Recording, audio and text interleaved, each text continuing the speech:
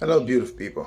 Reserve Governor wanyawani amnali Dr. Male anenetsa kuti kwacha si gwaso pavuti pasavute. Ndipo njira zina zimene kupangitsa kuti anthu asamasinthe ndalama ku banki ndifukwa chakuti ku bankiko kwachayo yakusinthabe pa 1750 kwacha. Ndiye anthu akumanyamuka ndikumakasintha pa black market. Chifukwa pa black market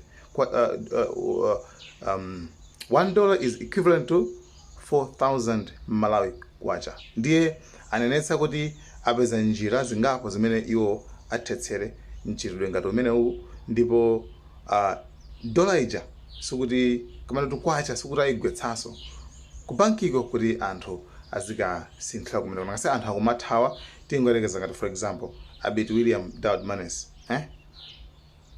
amakasintha pa maloboti. Ndikuuzeni chichewa chake ine ndimakhala kuno ndiye musanditsutse iyayi inu muli kumalalo mugula thumba la chimanga 90,000 mugula fetereza 100 nchakuti 130 40 dzuwa magetsi akungokukwezerani madzi china chilichonse renta landlord si vuto lawo kwacha lero ili pepani ndaseka mundikhululukire kwacha ili baba. Na mmene ndinabwera ineyo tinali titapanga kale buku kunyanja nalipiliratu, so nabwera nasintha 5,300. It was about 15-16 million kwacha 2 weeks. Sinagule nyumba, sinagule poloti. I swear to God, 5,300, 16 million. Enikana kuti ndatenga ndrama imeneyo kumapatsa mwina azibale anga takasintheni no timapitira limodzi tipita pa ziboliboli paja.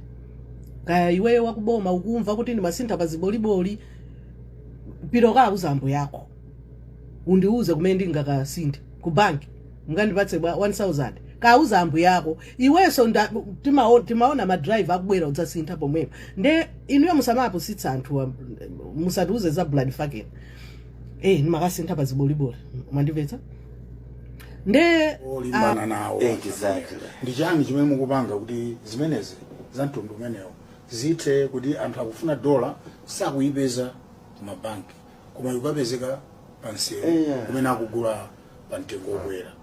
Ndichani chimene office panopo ndafufuza and I've got all the information now, even using the police tikuziwa chimene chikuchitika. Ndetafikapo tapanga strategy atu black market tithana nayo koma sinkhani ya munthu mmodzi. Malawi kuno mwanena nokha kuti malamulo eti munthu amene akupeza nzake akugula iyeyo sonkugula pa 4,000 angodziwa kuti akuphwanya malamulo as a country.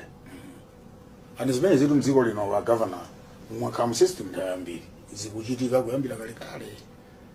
Ndiye zachitika koma pafika pothera andisikalekale mudzanditsimikiza tadziwa chimene chikuchitika. Ndipo ndakhala 1 month in this office. This is my 1 month second day in this office. Ndapanga study ndapita pali ponse and ndikuziwa chimene chikuchitika. Black market siyo memo kuona pajaijai imene kuvutitsa kumalawi. Kodi mukudziwa inu kuti palipo anthu ona kuti iniyo mukhoza kulandira ndalama yanu kuchoka kwa mwana wanu ku America kungolandira Malawi kwacha kumalawi kuno.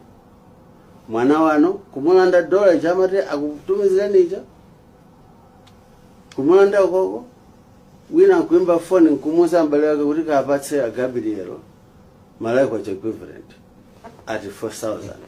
Eti pamenepa ngati pali zinthu zimene zikupanga cause inflation kumalawi ndi zimene zonse chifukwa aliyesa kugula dola pa 4,000 akakagula katundu ku South Africa akabweretsa kuno adzapanga cha akukweza mitengo. Kumalawi kunoko kuli madola ambiri ndipo akhoza kukwanira. Chimene chikupangika ndi anthu ngati awa greedy people who wants to take opportunities on top of somebody, akuononga dziko lino. There is no economic fundamental that can explain 4,000 per dollar. No. I can tell you, Reserve Bank can devalue kwacha today to 4,000. What will these people do? My friend is ifusa kumene kuti kulinkha watu kuitako. No. Kuti mwina tsopano njira yake yokuti achepetsere gapo imene ayikwe flash kwacha. No. Take it from me. There will never be devaluation again anytime soon. Why are you so confident? Because I'm confident with the strategies that we are employing now. We just need to produce to get the forex coming in. We have devalued in this country for the past few years by 120%. Okay? Anybody should ask himself or herself, what have we benefited? It's only very insane people who can keep doing the same thing and expecting that things will change. No. We will change by the supply side. And we have people that are ready to produce. We just have to incentivize those on a project basis. Very soon, I was with some people that are starting to mine. Kairekera is back online in June. They have come to assure us. We need more of that. We need more of our institutions to export. And that's why I'm going one by one. What are the issues? How can we help you to export? There are people with orders to export. They come. Would you really say you will achieve that in the face of the exchange rate?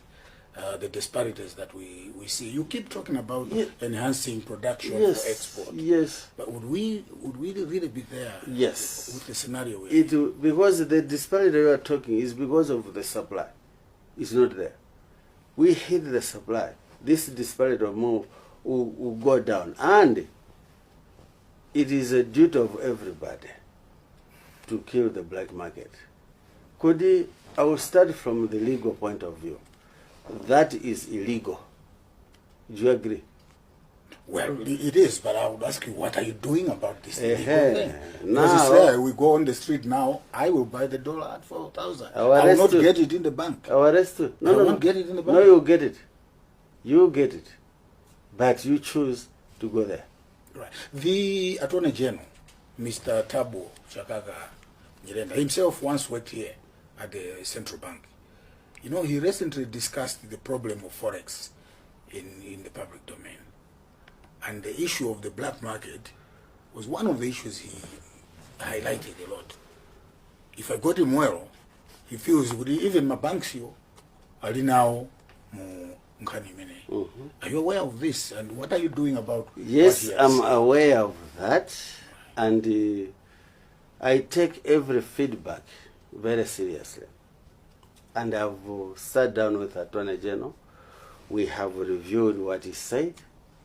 And we are soon going to announce what we are going to do. Obviously, it will not please everybody, but we are going to do it. One is through the regulations. I have asked 2 or 3 people, lawyers, to look at the regulation and see whether what we are planning is legal. First, we have to be backed by legal.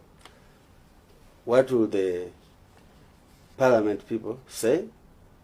They have a lot of laws that they pass. They should be worried. Are these laws enforced? You should be worried.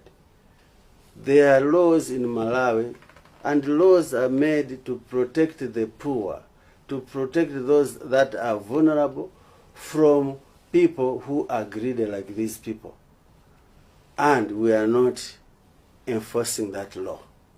The question is, who has to enforce? We have institutions that are responsible for this. What are they doing?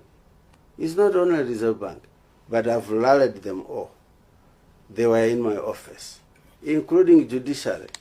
we have to be together in here, and we will be together.